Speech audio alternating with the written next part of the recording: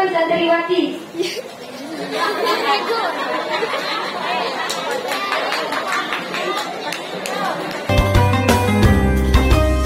Syiar Lombok NTB. Assalamualaikum warahmatullahi wabarakatuh. Waalaikumsalam warahmatullahi wabarakatuh. Alhamdulillahi rabbil alamin. Assalatu wassalamu ala asrafil sayyidina Muhammad wa ala alihi wa sahbihi ajmain, amma ba'du. Yang sama-sama kita hormati dan muliakan ayah anda tercinta Al-Mukarram Tuan Guru Haji Muhammad Saleh Hakiki yang gagah perkasa. Dan yang sama-sama kita hormati pula ibu-ibu, bapak-bapak, ustaz-ustaz kami, guru-guru kami, singkatnya hadirin wal hadirat rahimakumullah. Pertama-tama, marilah kita panjatkan puja beserta puji syukur kita kehadirat Allah Subhanahu wa Ta'ala yang telah memberikan kita berbagai macam nikmat sehat, nikmat sempat, sehingga kita dapat berkumpul di tempat yang insya Allah mulia ini dalam acara pengajian umum.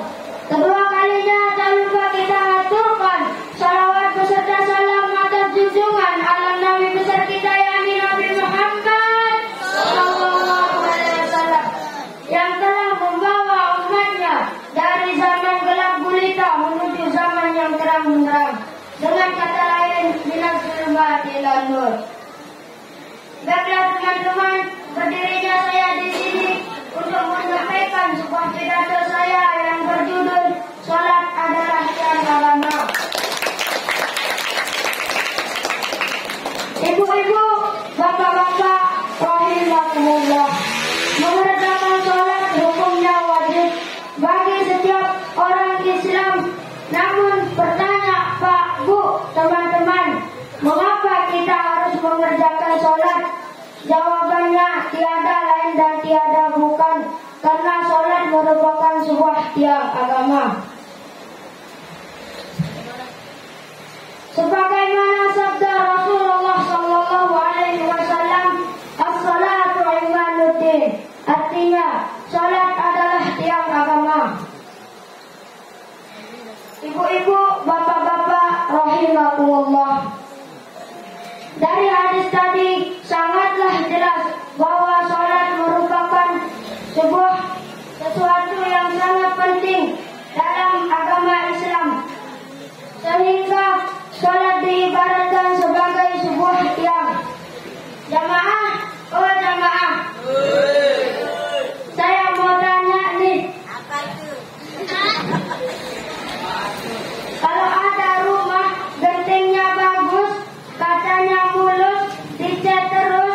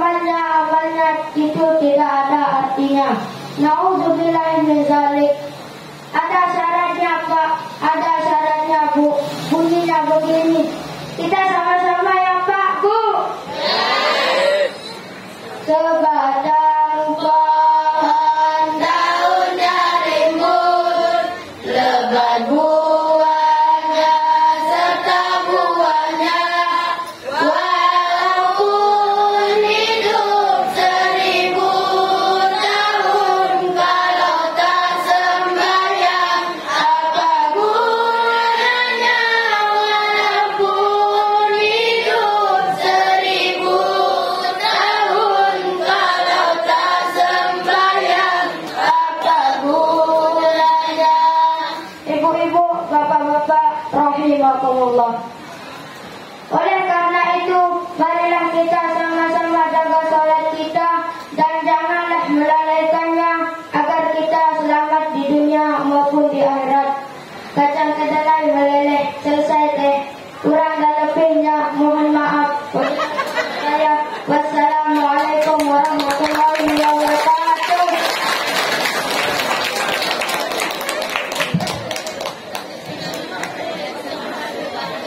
Penampilan yang kedua yakni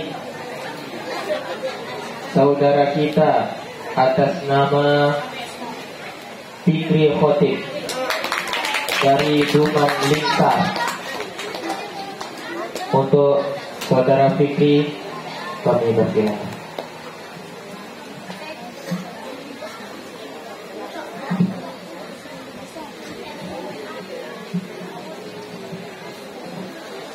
Assalamualaikum warahmatullahi wabarakatuh. Bismillahirrahmanirrahim. Alhamdulillah rabbil alamin. Wassalatu wassalamu ala asyrofil anbiya'i wal mursalin wa ala alihi wa sahbihi ajma'in. Amma ba'du. Yang sama-sama kita hormati dan muliakan ayah anda tercinta Al-Mukarram Tuan Guru Haji Muhammad Saleh Kiki yang gagah perkasa.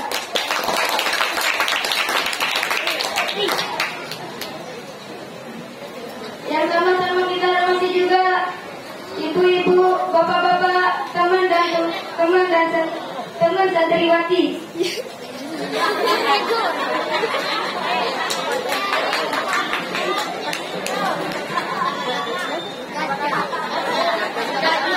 Singkatnya, hadirin wal hadirat rahimakumullah.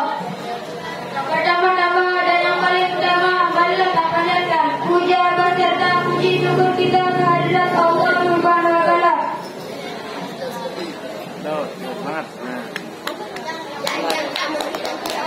yang telah memberikan kita nikmat sehat dan nikmat tempat sehingga kita dapat berkumpul di tempat yang insyaallah mulia ini dalam acara pengajian umum.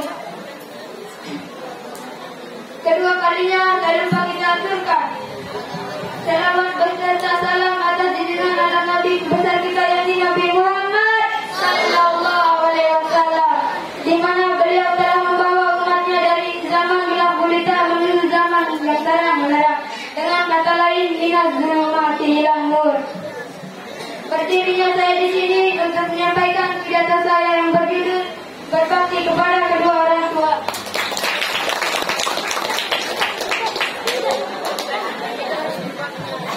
Kita harus berbakti kepada kedua orang tua karena mereka yang telah merawat kita dan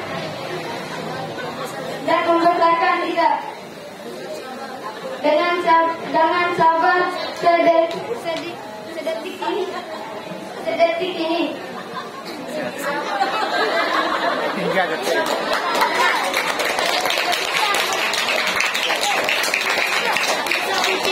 Sebisa mungkin ini sebagai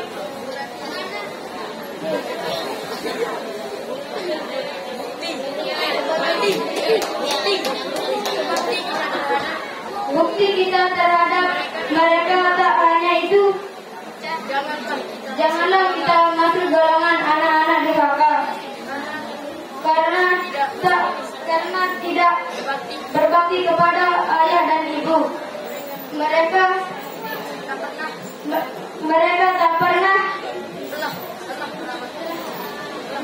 tak pernah telah merawat kita dari mulai lahir sehingga dewasa seperti sekarang.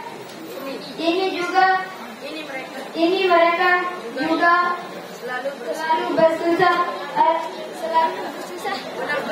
menafkahi kita dari TK, SD, SMP, SMA dan seterusnya. Ya.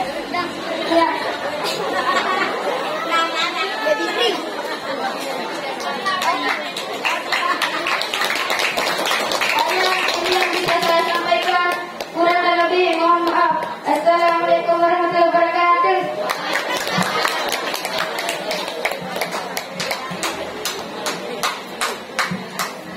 penampilan yang ketiga, yaitu saudara kita atas nama Hafizul Adnan dari Selatan Paket. Kami persilahkan.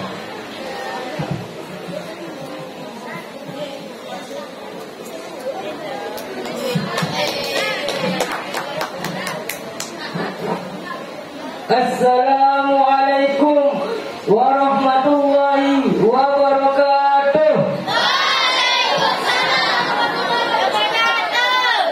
Ya Hannan, Ya Mannan, Ya Sultan, Ya Zal Jalali wal Ikram. Ialah Allah yang Maha Besar, sehingga orang-orang yang selain dari Allah kecil. Ialah Allah yang Maha berilmu, sehingga orang-orang yang selain dari Allah orang-orang yang berilmu. Yang sama-sama kita hormati dan muliakan, yakni guru kita Al-Mukarram Tuan Guru Haji Muhammad Syahid Habibi yang gagah perkasa dan laris selalu.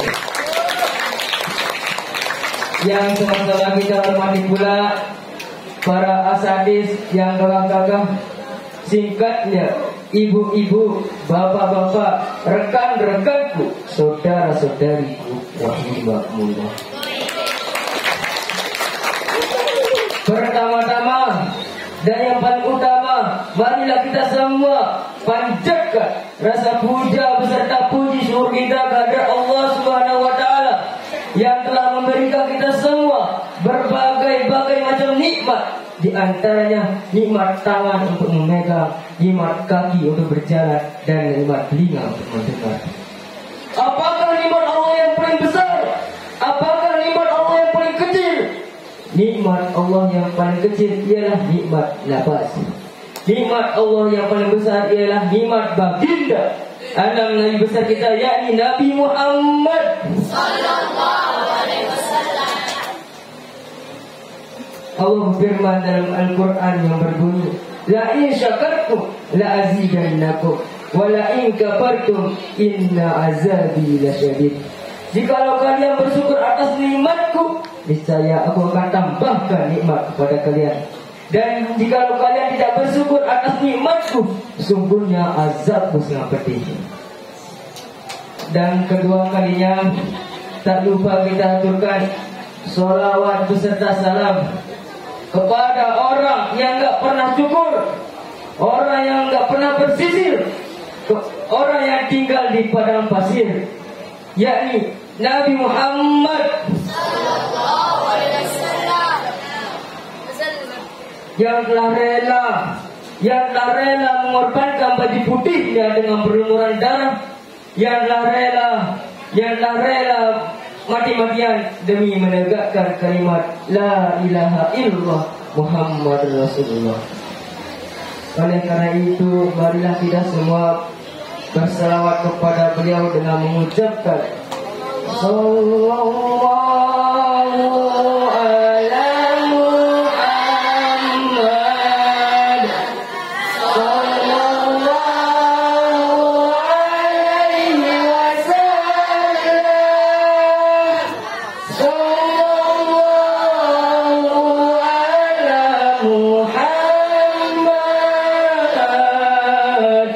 sallallahu alaihi wasallam. Anta syamsun anta badrun anta nurun fawqa nuri anta iksiru wa ghali anta misbahus suduri. Angkat.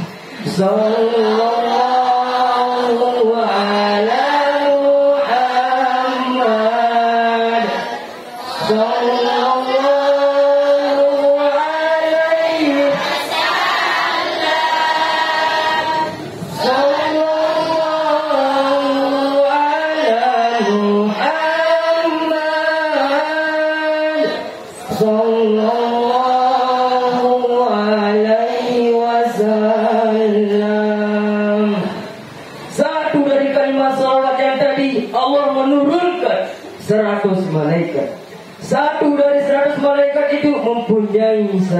mulut. Satu dari 100 mulut itu mempunyai 100 lidah. Itulah gambaran malaikat yang akan mendoakan kita di yaumul akhir nanti. Dan ada juga malaikat yang banyak jarinya.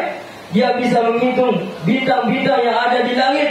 Dia bisa menghitung hujan-hujan yang turun ke muka bumi ini. Dan dia juga bisa menghitung pasir-pasir yang ada di lautan. Akan tetapi dia tidak bisa menghitung kebaikan orang-orang yang bersalawat. Masya Allah. Jikalau kita mencintai Rasulullah, maka sering-seringlah bersalawat kepada beliau. Mahbub bil mahbub, mencintai orang yang kita cintai, maka kita akan dicintai. Jikalau kita mencintai Rasulullah, niscaya kita akan bersama Rasulullah di yaumul akhir nanti. Dan jika kita mencintai artis-artis Korea, niscaya kita akan bersama artis-artis Korea di yaumul akhir nanti. Baiklah, berdirinya saya di sini untuk menyampaikan sebuah pidato yang berjudul Ilmu.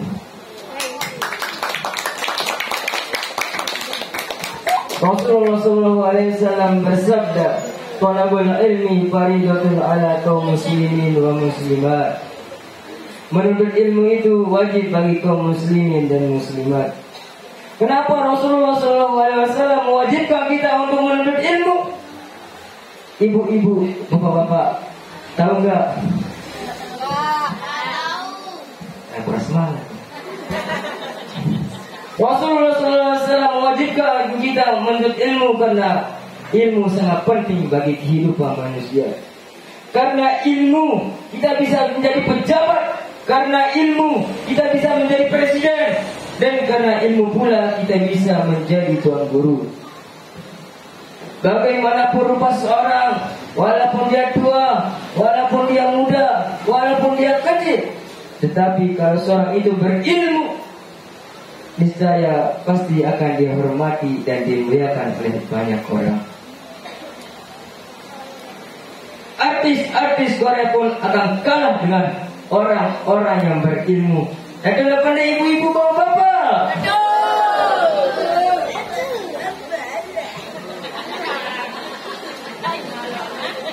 Di dalam kitab Ta'lim Muta'lim ada syair yang berbunyi, "Ala lam tanalul ilma illa bisittatin sa'undika ammajmu'iha bayanin zaka'un wa hirsun wa istibarun wa bulghatun wa irsyadu ustazi wa tulu zamanin." Ala lan tanalul ilma illa bisittatin, tidak akan dapat ilmu kecuali 6 syarat. Sa'undika ammalimu ihai bayanin, saya akan menjelaskannya dengan sejelas-jelas mungkin. Zakaun, yang pertama kecerdasan, cerdas dalam memahami segala sesuatu, cerdas dalam membedakan hal yang baik dan hal yang buruk, cerdas dalam membedakan yang halal dan yang haram. Wahirsun, tamak yang berarti tidak pernah cukup. Tamak dalam harta kita tidak boleh, tamak dalam ilmu diperbolehkan. Ada yang tahu nggak kenapa tamak dalam ilmu tidak diperbolehkan? Tamak dalam ilmu diperbolehkan karena ilmunya Allah yang diberikan kepada manusia diibaratkan seperti jarum yang dicelupkan ke dalam lautan, kemudian diangkat kembali. Tetesan dari jarum itu, itulah ilmunya Allah yang diberikan kepada manusia. Wasdibarun, yang ketiga bersabar. Kita harus bersabar di saat kita menuntut ilmu. Bagaimanapun ujian-ujian yang diturunkan oleh Allah Subhanahu wa taala kepada kita. Rasulullah SAW di saat berjihad, Allah mengujinya dengan berbagai-bagai macam ujian. Walaupun itu hinaan, walaupun itu kotoran-kotoran yang dimasukkan ke dalam rumahnya. Akan tetapi beliau selalu bersabar, maka Allah membalasnya dengan beribu-ribu kebaikan. Begitu juga dan kita harus bersabar di saat kita menuntut ilmu. Insya Allah akan membalasnya dengan beribu-ribu kebaikan. Waqul qad, yang keempat, bekal. Bekal saat kita menuntut ilmu itu harus supaya kita tidak lapar di saat kita menuntut ilmu. Akan tetapi kita tidak boleh terlalu kenyang di saat kita menuntut ilmu. Karena kenapa? Nanti kita lupa dengan tujuan kita untuk menuntut ilmu. Wa irsyadu ustazin. Yang kelima, taat kepada guru. Taat kepada guru dengan menjalani peraturan dan menjauhi larangannya, mendengar nasihatnya dan mematuhi apa yang diperintahkannya. Wa tulu zamanin, dan yang keenam, waktu yang lama. Kenapa di saat kita menuntut ilmu itu harus lama? Karena supaya ilmu yang kita pelajari semakin bertambah dan semakin mendalam. Pedas ibu-ibu, bapak-bapak. Sekian pidato saya yang dapat saya sampaikan. Kalau ada kata-kata yang salah yang membuat hati ibu-ibu, bapak-bapak tersinggung, sakit hati, mohon dimaafkan nggih. Ina bersuntik amat berbayar. Wabillahi taufiq wal hidayah. Wassalamualaikum warahmatullahi wabarakatuh.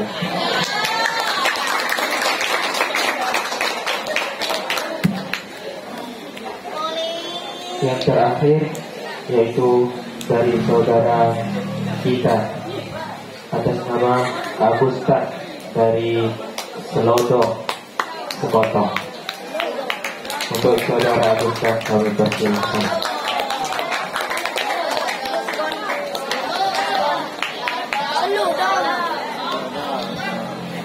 Assalamualaikum warahmatullahi wabarakatuh.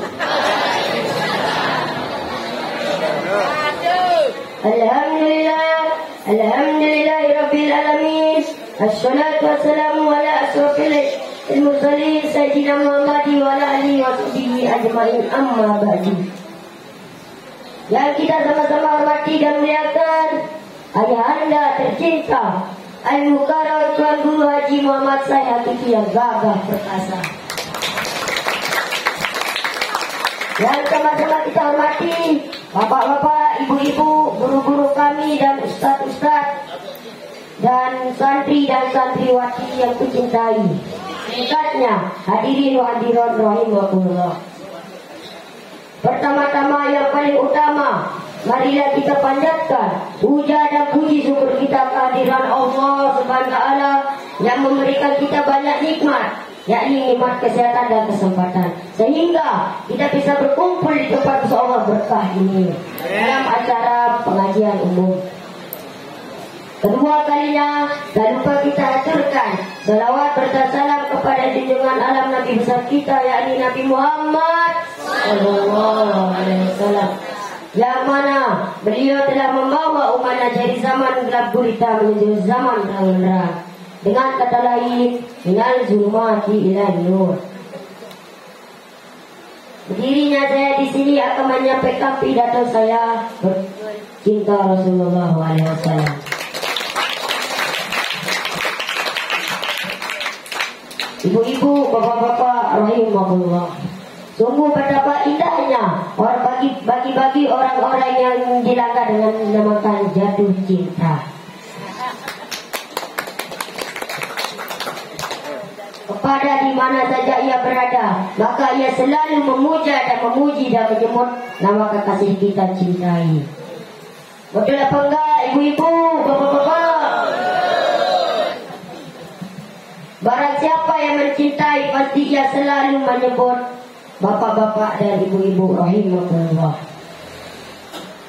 Bagi orang-orang cinta kepada Rasulullah SAW, udah pasti ia sering menyebut dan memanggil kepada Rasulullah SAW. Betul apa enggak, bapak-bapak? Dan enggak, ibu-ibu? Saya mau nanya sama ibu-ibu, bapak-bapak dan teman santri dan santriwati, boleh apa tidak? Boleh. Apakah ibu-ibu cinta kepada Rasulullah SAW? Apakah bapak-bapak cinta kepada Rasulullah SAW? Apakah santri-santri cinta pada Rasulullah SAW? Ya Rabbal Alamin.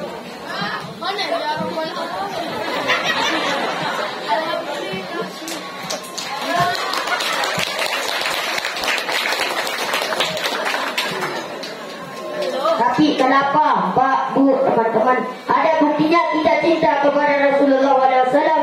Ada yang tahu waktu yang tahu banget? Kalau kita cinta kepada Rasulullah SAW adalah banyak-banyaklah berselawat pada beliau.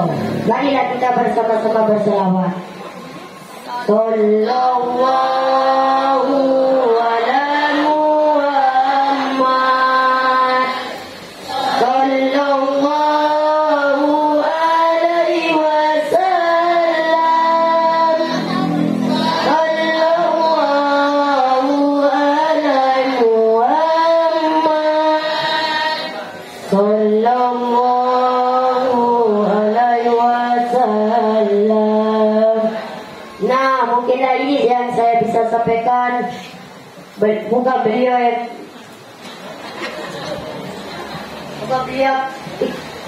beliau telah memberikan kita nikmat setelah akhirat. Amin amin ya rabbal alamin. Wa taufiq wal hidayah. Assalamualaikum warahmatullahi wabarakatuh. Pidato yang terakhir dari perwakilan dari santriwati atas nama Maisa Saasri Dewi dari Gabon Selangor.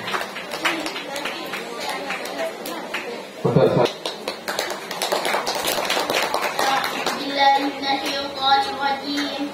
Bismillahirrahmanirrahim. Assalamualaikum warahmatullahi wabarakatuh.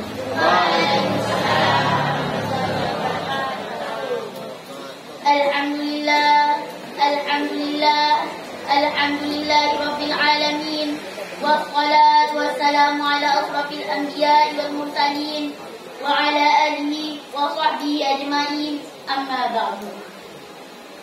Yang sama-sama kita hormati dan muliakan ayah anda tercinta Al-Mukarram Tuan Guru Haji Muhammad Al-Hakiki yang gagah perkasa, dan yang sama-sama kita hormati juga ibu-ibu, bapak-bapak, singkatnya hadirin wal hadirat rahimakumullah. Pertama-tama marilah kita panjatkan puja beserta puji syukur kita atas kehadirat Allah Subhanahu wa taala yang mana beliau telah memberikan kita nikmat sehat, nikmat sehat, sehingga kita dapat berkumpul di tempat yang insyaallah mubarakah ini dalam acara dalam acara pengajian umum.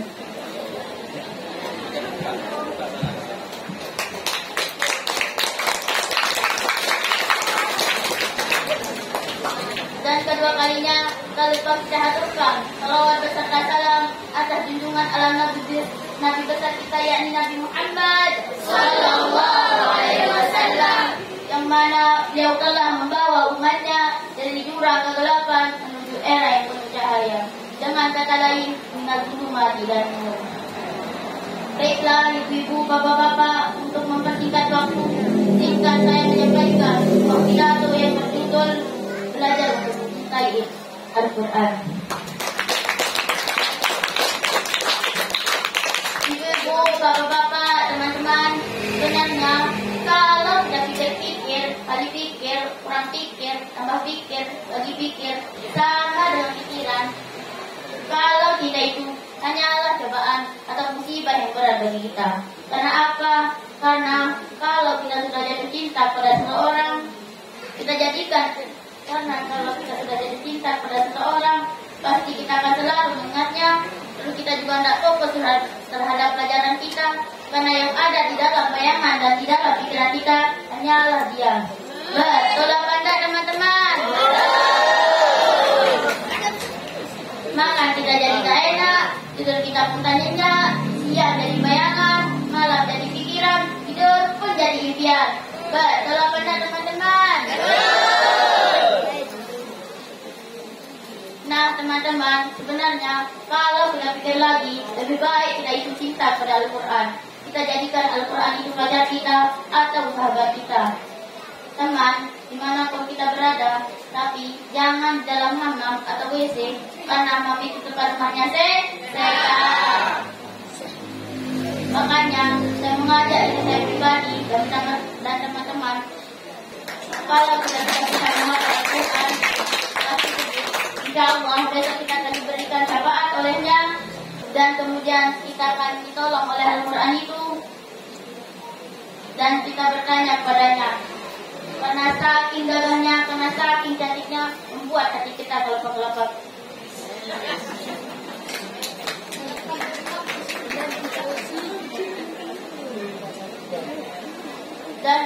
Dan kemudian kita bertanya, siapa engkau? Lalu dia menjawab, akulah Al-Quran yang dulu engkau sering baca, yang dulu engkau sering membawaku kemanapun engkau berada, kemanapun engkau pergi. Inilah aku akan datang menolongmu. Nah, jadi teman-teman, ayo mulai dari sekarang kita lebih giat lagi untuk belajar dan menghafal Al-Quran seperti firman Allah dalam Al-Quran. Bismillahirrahmanirrahim. Walaqad yassarnal Qur'ana lidzikri fahal min muddakir. Artinya, dan sungguh kami telah mudahkan Al-Quran. Adakah yang mau mengambil pelajaran?